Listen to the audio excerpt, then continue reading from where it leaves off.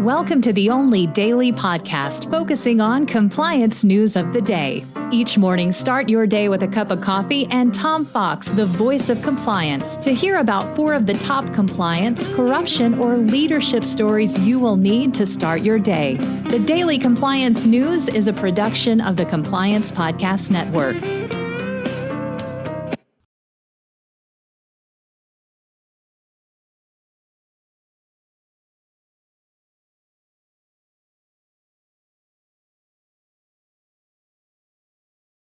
The Daily Compliance News for December 15, 2023, the Wirecard Redux edition.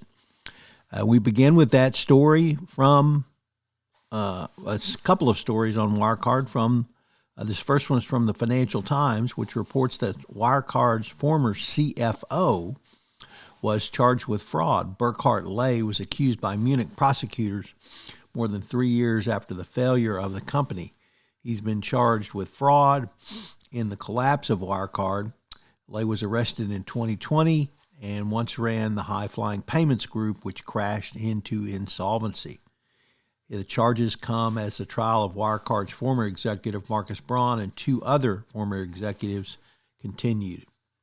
Our second story on Wirecard comes to us from the Wall Street Journal, which opines that the former COO of Wirecard, Jan Marsalek, is now suspected of being a Russian spy.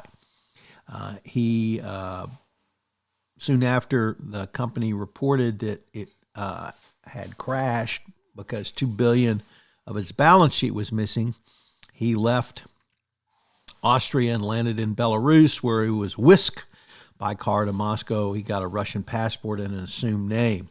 Western intelligence and security officers now say they have reached the unsettling conclusion that he was likely a Russian agent for nearly a decade.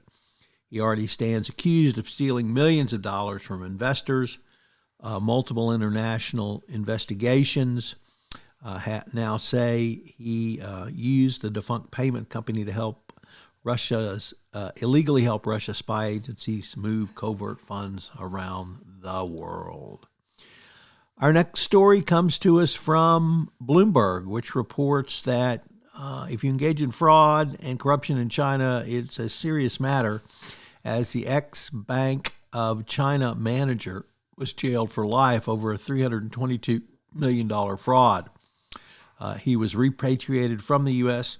over 2 years ago in one of the country's biggest bank frauds. He was a former local bank head of Bank of China, and he was sentenced in the southern province of Guangdong. He was convicted of embezzlement and misappropriation of over $322 million in funds from the last 20 years. And our final story is an FCPA settlement. Freepoint Commodities Trading agreed to pay $98 million for bribery and corruption in South America, specifically Brazil.